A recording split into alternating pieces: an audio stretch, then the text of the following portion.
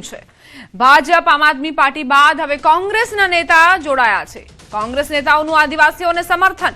કોંગ્રેસના આગેવાનોએ મુલાકાત કરી। સામાજિક આગેવાન 7 દિવસથી ઉપવાસ પર બેઠા છે। લીલા વસાવાએ 7 દિવસથી ભોજન નથી લીધું। ન્યાય નહીં મળે ત્યાં સુધી ધરણા ચાલુ રહેશે તેવી વાત પણ આદિવાસીઓ કરી રહ્યા છે। ભાજપ આમ આદમી પાર્ટી બાદ હવે કોંગ્રેસના નેતાઓ પણ આદિવાસીઓને સમર્થન આપવા માટે પહોંચ્યા છે। સાગબારા જંગલ જમીન ખેડાણનો આ મુદ્દો જે સતત વિકરાળ બનતો જઈ રહ્યો છે। સાગબારાના ખેડૂતો માંગ કરી રહ્યા છે કે તેમને હક મળે, જમીન પર ખેડાણનો હક મળે। સામે વન વિભાગનું કહેવું છે કે તમે ગ્રામસભાનો ઠરાવ લઈને આવો એટલે તમને મંજૂરી આપી દેવામાં આવશે। જે સાગબારાના જે જંગલ જમીનનો મુદ્દો છે એ જંગલ જમીનના ખેડાણના મુદ્દા લઈને આદિવાસીઓ ધરણા પર બેઠા છે। આજે આ ધરણાનો 7મો દિવસ છે। 7 દિવસથી સતત વરસતા વરસાદમાં પણ આ લોકો મક્કમ થઈ અને પોતાની જંગલ જમીન ખેડાણના હક માટે સરકાર સામે લડી રહ્યા છે। ત્યારે કહી શકાય કે જે જંગલ જમીનનો જે મુદ્દો છે એ હવે રાજકીય પણ રંગ લઈ ચૂક્યો છે અને અનેક નેતાઓ આ આદિવાસીઓને મળવા પહોંચ્યા છે। ત્યારે અનેક નેતાઓ દ્વારા બાહાદારી પણ આપવામાં આવી છે કે એમનો ઉકેલ આવશે, પરંતુ લીલાબેન જે ભાજપના આગેવાન છે, લીલાબેન છેલ્લા 7 દિવસથી ઉપવાસ પર છે। એમને એક અન્નનો દાણો પણ નથી ખાધો। બેન, શું કહેશો આ બાબતે અને ક્યાં સુધી આવું રહેશે?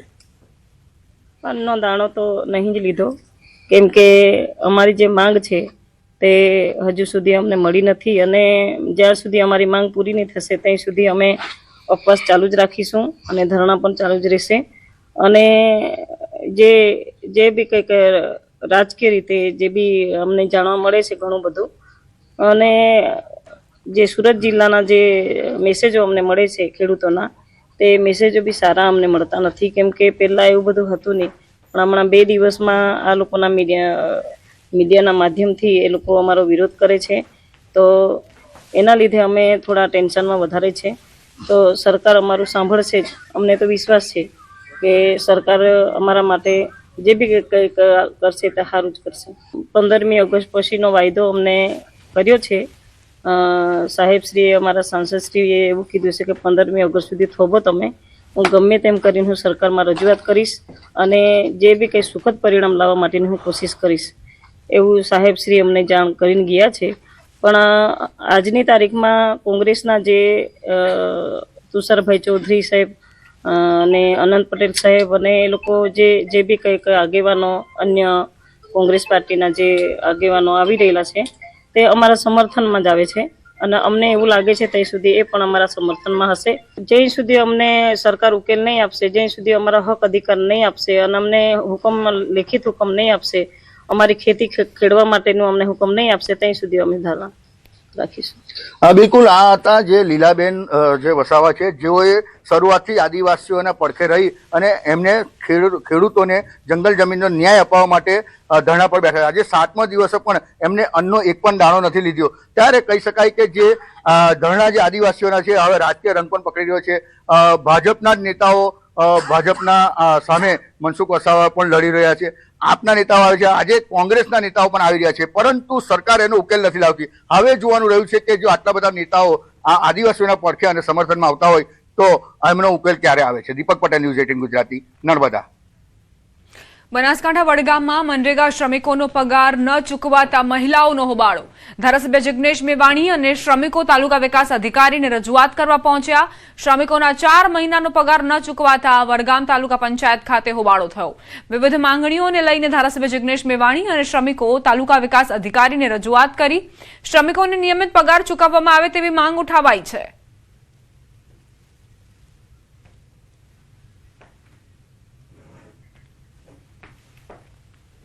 સુરતના જહાંગીરપુરા વિસ્તારમાં મહિલાની છેડતી થઈ। મહિલાની છેડતી કરતો રોમિયો ઝડપાયો।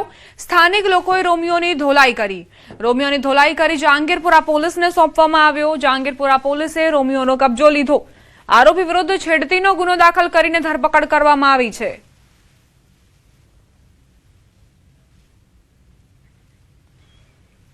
સુરતની આ ઘટના છે। મહિલાની છેડતી કરનાર રોમિયો ઝડપાયો છે, તેને બરાબરનો મેથીપાક ચખાડવામાં આવ્યો।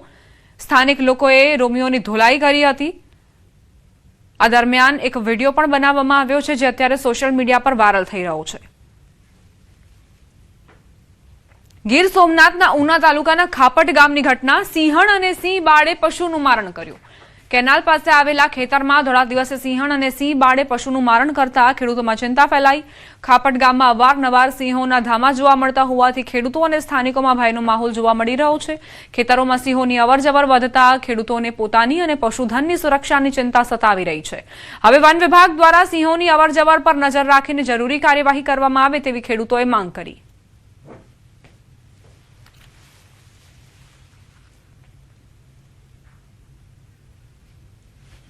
અમરેલીથી સમાચાર। પીપાવાવ હાઈવે પર સિંહ આવી ચડ્યા। વાહનોથી ધમધમતા હાઈવે પર સિંહ આવી ચડ્યા। 2 સિંહ આવ્યા હોવાની જાણકારી છે। સિંહો હાઈવે ક્રોસ કરવા મથામણ કરતા દેખાયા।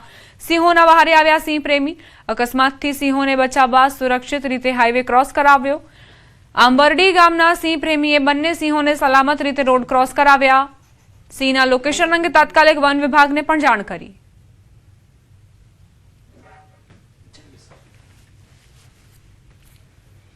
ગીર સોમનાથથી સમાચાર। કાણકિયા ગામે ખૂનખાર દીપડો પાંજરે પુરાયો। વન વિભાગે દીપડાને પાંજરે કેદ કર્યો। વાડી વિસ્તારમાંથી દીપડો પાંજરે પુરાયો। દીપડાને વધુ તપાસ અને આરોગ્ય નિરીક્ષણ માટે જસાધાર એનિમલ કેર સેન્ટર ખસેડાયો। દીપડો પકડાતા ગ્રામજનોએ રાહતનો શ્વાસ લીધો છે।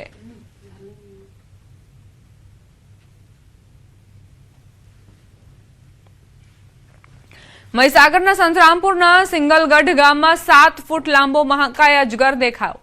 ખેડૂતના ઘર પાસે અજગર દેખાતા સ્થાનિકોમાં ભય વ્યાપ્યો। ખેડૂતની જાણ બાદ વન વિભાગની ટીમ ઘટના સ્થળે પહોંચી। એનિમલ હેલ્પ ચેરિટેબલ ટ્રસ્ટની ટીમે અજગરનું રેસ્ક્યુ કર્યું। અજગરને સુરક્ષિત રીતે જંગલ વિસ્તારમાં મુક્ત કર્યો। અજગરને જોવા માટે સ્થાનિકોમાં પણ ભારે ઉત્સુકતા જોવા મળી। સુરતના અડાજણમાં અજગરનું રેસ્ક્યુ કરાયું। અજગરનું બચ્ચું મળી આવતા વન વિભાગને જાણ કરાઈ હતી। વન વિભાગના સ્વયંસેવકોએ સાવચેતીપૂર્વક તેનું રેસ્ક્યુ કર્યું। બાદમાં અજગરના બચ્ચાને વન વિભાગને સોંપવામાં આવ્યું।